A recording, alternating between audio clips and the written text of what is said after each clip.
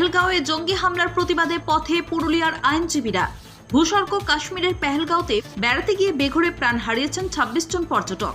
তাদের মধ্যে বাংলার ৩ জন, তাদেরই একজন পুরুলিয়ার ঝালদার ভূমিপুত্র মনীষ রঞ্জন মিশ্র।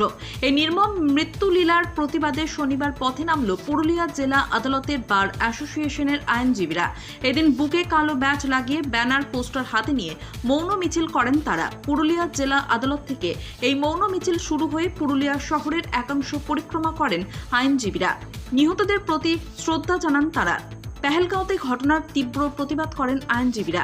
এই ঘটনার যাতে পুনরাবৃত্তি না ঘটে সেই দাবি রাখেন তারা।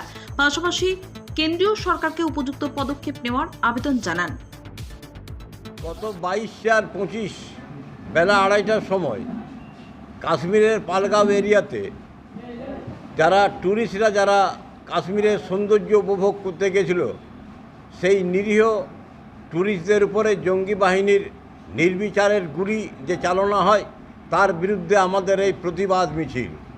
আপনারা এটা জানেন যে সেই গুলিতে আমরা আমাদের 26 জন ভারতীয় নাগরিককে আমরা হারিয়ে ফেলেছি।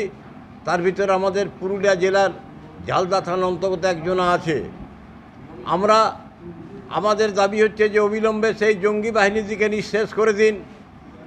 যারা নিরীহ মানুষকে বিনা অজুহাতে বিনা কারণে যারা গুলি চালিয়েছে, তাদের কঠোর থেকে কঠোরতম শাস্তি হওয়া উচিত।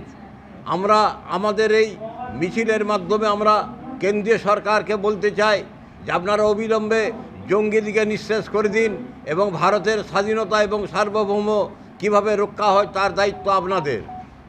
আমরা এই ক্ষেত্রে আমরা প্রত্যেক ভারতীয় আমরা একজোট আছি। আজ আমাদের উকিল ভাই বোনরা আমরা মিছিল করেছি এবং স্বতঃস্ফূর্তভাবে মিছিল, আমাদের মৌন মিছিল হয়েছে। সেই মিছিলের মাধ্যমে আমরা আমাদের যেটা অভিমত, সেই অভিমতকে আপনাদের মাধ্যমে আমরা জানিয়ে দিয়েছি। পুরুলিয়া থেকে নিজস্ব প্রতিনিধির রিপোর্ট, পুরুলিয়া মিরর।